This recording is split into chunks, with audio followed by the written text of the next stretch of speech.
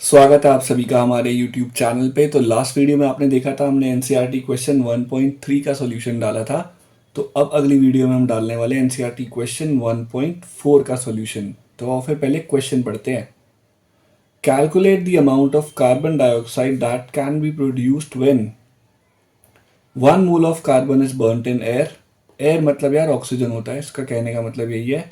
1 mole of carbon is burnt in 16 gram of dioxygen. Dioxygen मतलब एक oxygen हो गया O और डाई ऑक्सीजन हो गया O2। 2 moles of carbon is burnt in 16 gram of dioxygen. तो बस यार थोड़ा चेंज कर दिया इन्होंने वैल्यूज का। डाई ऑक्सीजन वही O2, कार्बन माने C। चल यार शुरू करते हैं फिर इसका सॉल्यूशन। आपने पहले वो पढ़ा होगा 9th-10th में, बैलेंस्ड केमिकल इक्वेशन। तो पहले क्या करते हैं, हमने इसकी इक्वेशन बनाते हैं। Calculate the amount of carbon dioxide that could be produced. तो मतलब कौन कौन से एलिमेंट इसमें इन्वॉल्व हो रहे हैं, एक कार्बन एक ऑक्सीजन। तो हमने पढ़ा जी कार्बन को कहते हैं C, ऑक्सीजन का डाई ऑक्सीजन कौन सा हो गया, एयर मतलब O2 ही होता है, जो कि बनता है कार्बन डाइऑक्साइड। अब मोल्स चेक कर लेते हैं। कार्बन का एक, यहाँ पे भी कार्बन का एक, तो ठीक है। ऑक्सीजन के दो, यहाँ पे भी ऑक्सीजन के दो। तो भाई ये हो गई हमारी बैलेंस केमिकल इक्वेशन। तो ये बैलेंस्ड है। अब क्या इसको ऐसे भी हम इसको ऐसे भी फ्रेम कर सकते हैं कि एक मोल कार्बन का, मेरे कहने का मतलब है एक मोल कार्बन का, एक मोल हो गया डाइऑक्सीजन का, क्या बनाता है, एक मोल CO2 का। तो क्या मैं इसको मोलर मास की भाषा में भी लिख सकता हूं। कार्बन का मोलर मास कितना होता है, बताओ। कार्बन का मोलर मास कितना, 12। ऑक्सीजन का कितना, 16। पर यहाँ पे तो ट्वाइस है, डाई ऑक्सीजन है, तो 16 इंटू 2 कितना होगा, 32। तो कह सकते हैं कि 12 gram carbon 32 grams of oxygen क्या बनाता है, कार्बन का कितना 12 और ऑक्सीजन का 32, तो बनाता है टोटल 44 ग्राम ऑफ CO2। कह सकते हैं ना, 12 ग्राम 32 ग्राम 44 ग्राम, या फिर 1 मोल 1 मोल 1 मोल। तो एक तरह से एक स्टैंडर्ड वेरिएशन मैंने इसमें दिखा दिया आपको कि 12 ग्राम को 32 ग्राम ऑक्सीजन में मिलाएंगे तो 44 ग्राम्स ऑफ कार्बन डाइऑक्साइड बनेगा। अब उसने यही बोला है कि calculate the amount of carbon dioxide. तो भाई कितनी CO2 बनेगी जब एक मोल कार्बन का एयर में बर्न होगा। तो एक मोल कार्बन का जब एयर में बर्न होगा तो 44 ग्राम ऑफ कार्बन डाइऑक्साइड बनेगा। तो इसका आंसर हो गया 44 ग्राम ऑफ CO2। ठीक है, तो ये तो हो गया आपका A का सॉल्यूशन। अब करते हैं क्वेश्चन B पे। पार्ट B क्या कहता है, 1 mole of carbon is burned in 16 gram of dioxygen. 1 mole of carbon मतलब कार्बन का तो इन्होंने एक मोल ही रखा। इस इक्वेशन को दोबारा लिख लेता हूं।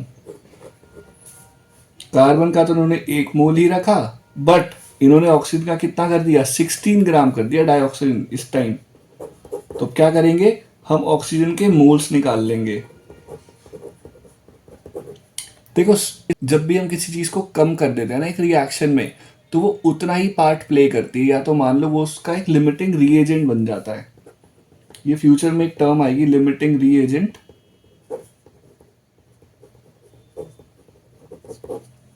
इसका मतलब होता है आप किसी एजेंट को जितना कम कर दोगे ना, तो रिएक्शन में वो उतना ही पार्ट इन्वॉल्व करेगा।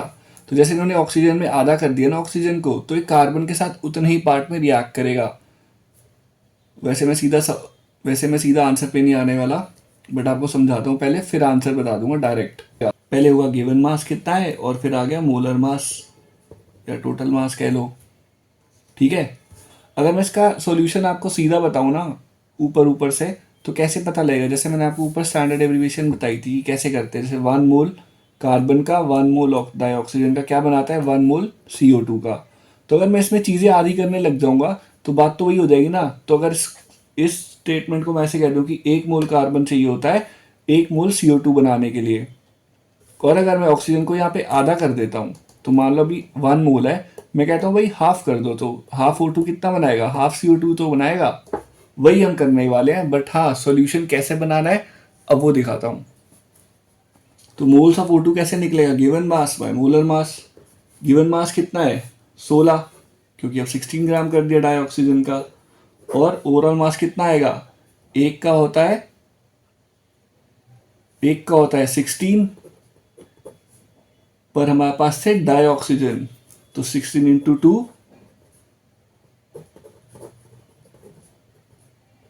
0.5, तो मोल्स ऑफ ऑक्सीजन कितने आ गए, 0.5।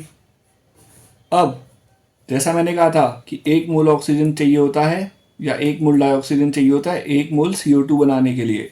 अब इसी में अगर फॉर्मूले में मैं डाल दूं कि number of moles is equal to given mass by overall mass, number of moles कितने हो गए कार्बन के, ठीक है, तो moles of O2, moles of dioxygen कितने आ गए 0.5, और नंबर ऑफ मोल्स का फॉर्मूला क्या होता है, number of mole is equal to given mass by overall मास।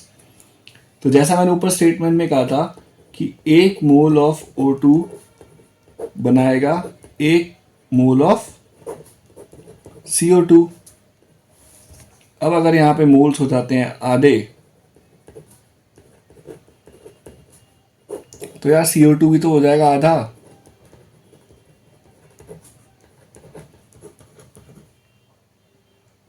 ठीक है, तो अब फॉर्मूले डाल देते हैं मोल्स वाला, उससे हमें गिवन मास आ जाएगा कि कार्बन का हमें कितना गिवन मास चाहिए होगा। ठीक है, चलो फिर CO2 का हमें मास पता लगाना है। नंबर ऑफ मोल्स तो पता लग गए कि 0.5 ही बनाएंगे, मास पता नहीं लगा कितना होगा CO2 का। ठीक है, और ओवरऑल मास कितना था 44।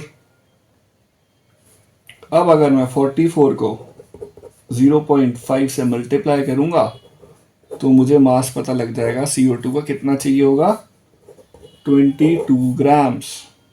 तो भाई यही है मास। ये हो गया आपका आंसर पार्ट बी का।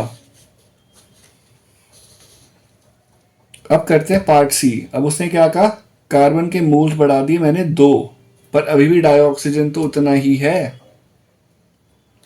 तो फिर भी आंसर सेम ही रहेगा। क्यों? क्योंकि जैसा मैंने कहा ऑक्सीजन आप कम कर रहे हो, वो बन गया लिमिटिंग रिएजेंट इस सिचुएशन में। तो जितना लिमिटिंग रिएजेंट यूज होगा वो उतना ही पार्ट लेगा कार्बन का, बाकी जितना एक्स्ट्रा होगा ना वो बचा रह जाएगा रिएक्शन में।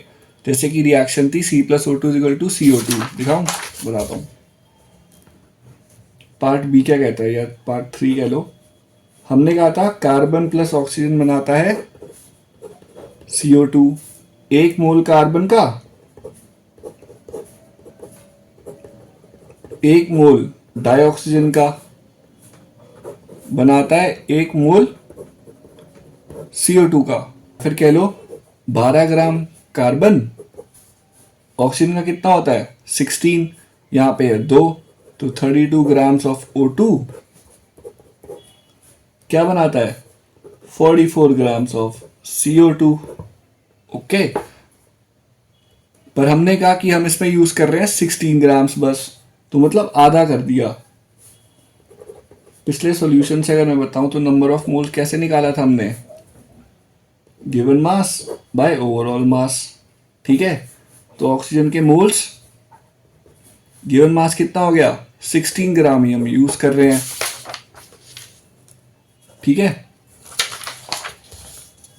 और ओवरऑल कितना होगा 32, तो नंबर ऑफ मोल्स O2 के कितने आ गए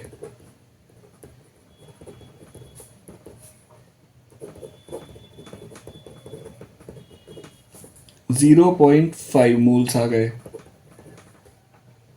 ठीक है, तो 0.5 मोल्स कार्बन डाइऑक्साइड कितना बनाएंगे यार, आधा ही तो बनाएंगे, जैसा भी हमने पिछले सॉल्यूशन में किया।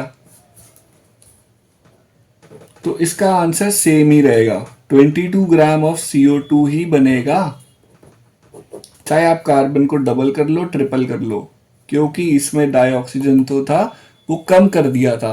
अब एक बात बताओ ना, एक पार्ट ए है एक पार्ट बी है, दोनों का रिएक्ट करेंगे तो एक क्वांटिटी बनी, बट मैंने कहा कि यार जो पार्ट बी था मैंने उसको ऑलरेडी कम कर दिया, तो जब ये चीज कम होगी तो उतना ही पोर्शन उसके साथ रिएक्ट करेगी, बाकी जो उसका पार्ट ए का पोर्शन होगा वो ऐसे ही लेफ्ट आउट रह जाएगा।